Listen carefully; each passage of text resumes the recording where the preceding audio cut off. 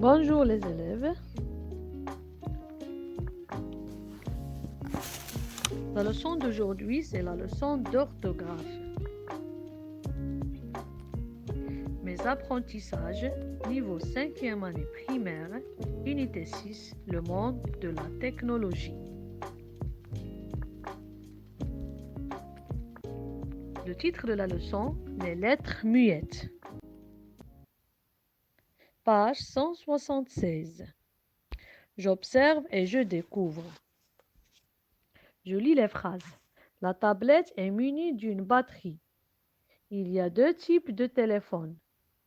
Le premier ordinateur était très lourd.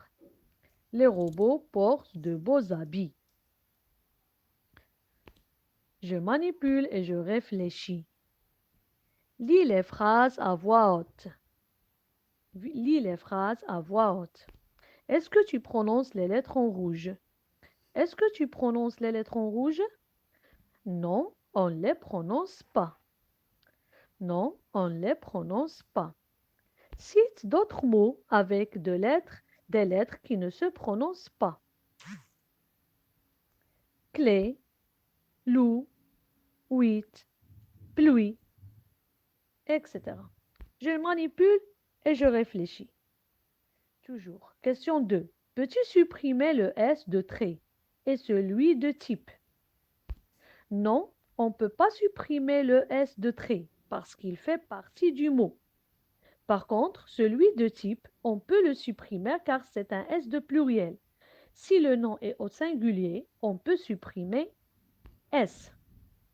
3. Observe le mot habit. Où se trouvent ces lettres muettes?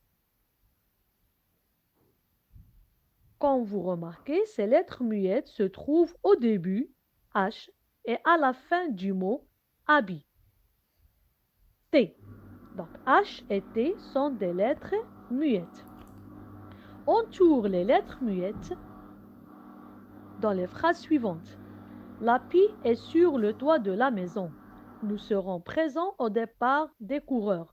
Le rat et la souris sont des rongeurs. Dans ce nid, il y a 2 oisillons. L'homme quittera l'hôpital bientôt. Alors, comme vous remarquez, dans la première phrase, la pie, la lettre muette, c'est E.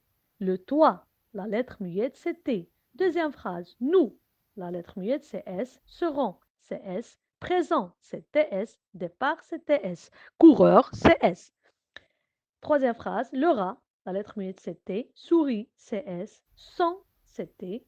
Rongeur, c'est S.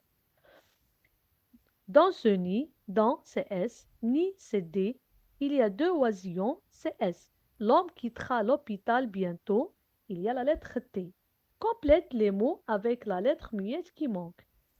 A, le pont, la lettre muette qui manque, c'est T. À la fin. B, un rond, la lettre muette, c'est D. Le drap, la lettre muette, c'est P. La poupée, la lettre muette, c'est E. Par un parapluie, la lettre muette, c'est E.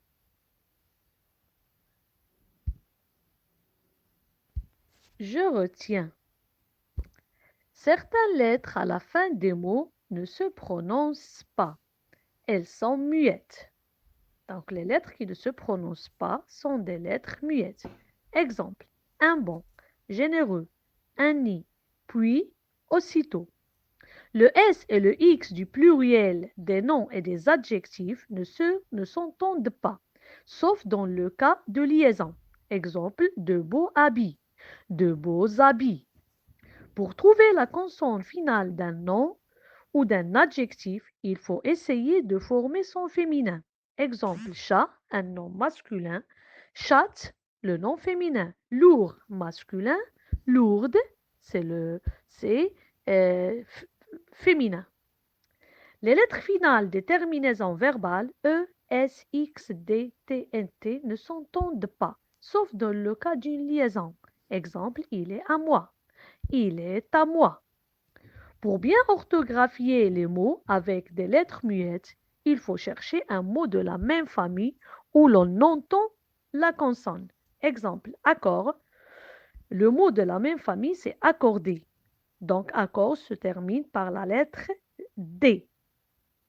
Pour les autres mots, il faut chercher dans le dictionnaire si on ne sait pas les orthographier. Alors, mes chers élèves, c'est la fin de la séance. Merci pour votre attention. Et n'oubliez pas de préparer la page 177. Au revoir et à la prochaine.